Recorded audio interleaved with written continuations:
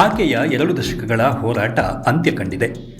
ಉಗ್ರರ ನೆಲದಿಂದ ಓಡಿ ಬಂದು ಭಾರತದಲ್ಲಿ ಬದುಕು ಕಟ್ಟಿಕೊಂಡ ಹಿಂದೂ ಮಹಿಳೆ ಈಕೆ.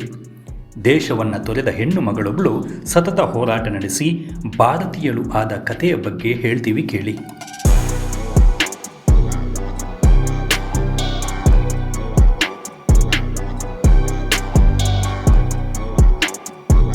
ನಾವೆಲ್ಲ ಸಿನಿಮಾಗಳಲ್ಲಿ ಪೌರತ್ವವನ್ನು ಪಡೆಯೋದಕ್ಕಾಗಿ ನಡೆಸುವ ಹೋರಾಟದ ಬಗ್ಗೆ ನೋಡಿದ್ದೇವೆ.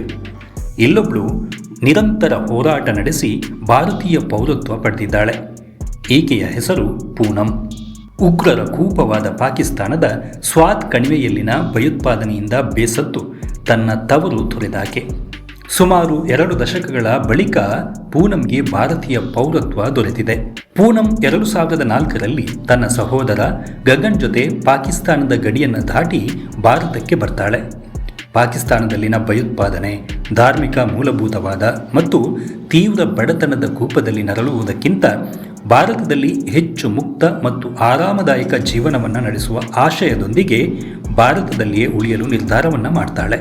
ಆರಂಭದಲ್ಲಿ ದೆಹಲಿ ಮತ್ತು ರಾಂಪುರ ನಡುವೆ ಆಗಾಗ ಸ್ಥಳಾಂತರಗೊಂಡರೂ ಕೂಡ 2005ರಲ್ಲಿ ಪೂನಂ ಸ್ಥಳೀಯ ಉದ್ಯಮಿ ಪುನೀತ್ ಎಂಬವರನ್ನ ವಿವಾಹ ಆಗ್ತಾರೆ.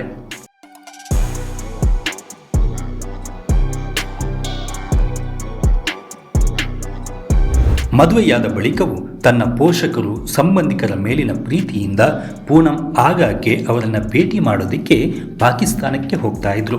ಪೂನಂ ಬಳಿ ಪಾಕಿಸ್ತಾನಿ ಗುರುತಿನ ಚೀಟಿ ಇದ್ದಿದ್ದರಿಂದ ಇದೆಲ್ಲವೂ ಸಾಧ್ಯವಾಯಿತು.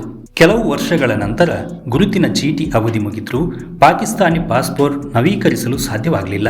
ಆದ್ರಿಂದ ತನ್ನ ತವರು ಮನೆಗೆ ಭೇಟಿ ನೀಡುವ ಪೂನಂ ಕನಸು ಭಗ್ನವಾಯಿತು. ಇದಾದ ಬಳಿಕ ಪೂನಂ ಭಾರತವನ್ನ ತಮ್ಮ ತವರು ಮನೆ ಎಂದು ಪರಿಗಣಿಸಲು ಪ್ರಾರಂಭಿಸುತ್ತಾರೆ. ಇಲ್ಲಿಗೆ ಬಂದ ನಂತರ ಭಾರತೀಯ ಪೌರತ್ವಕ್ಕಾಗಿ ಹಲವು ಬಾರಿ ಅರ್ಜಿಯನ್ನು ಸಲ್ಲಿಸುತ್ತಾರೆ.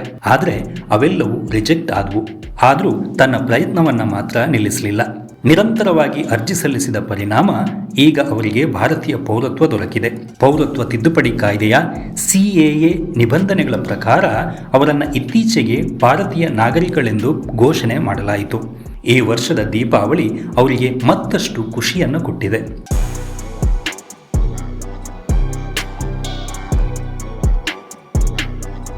ಈ ಪೌರತ್ವ ನಮಗೆ ನಿಜಕ್ಕೂ ಹಬ್ಬದ ಉಡುಗೊರೆ. ಇದು ಈ ದೀಪಾವಳಿಯನ್ನು ಇನ್ನಷ್ಟು ವಿಶೇಷವಾಗಿಸಿದೆ.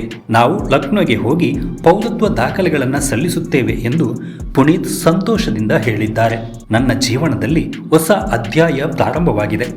ಶೀಘ್ರದಲ್ಲೇ ನಾನು ಆಧಾರ್, ಪಾನ್ ಕಾರ್ಡ್ ಮತ್ತು ಇತರ ಭಾರತೀಯ ಗುರುತಿನ ಚೀಟಿಗಳಿಗೆ ಅರ್ಜಿಯನ್ನು ಸಲ್ಲಿಸುತ್ತೇನೆ. ನನ್ನ ಬಳಿ ಇವುಗಳಿಲ್ಲದಿದ್ದರೂ ನಾನು ಭಾರತೀಯಳೇ.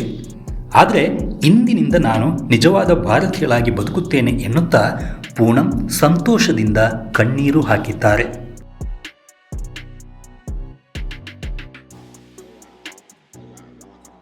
News desk, Tulu times.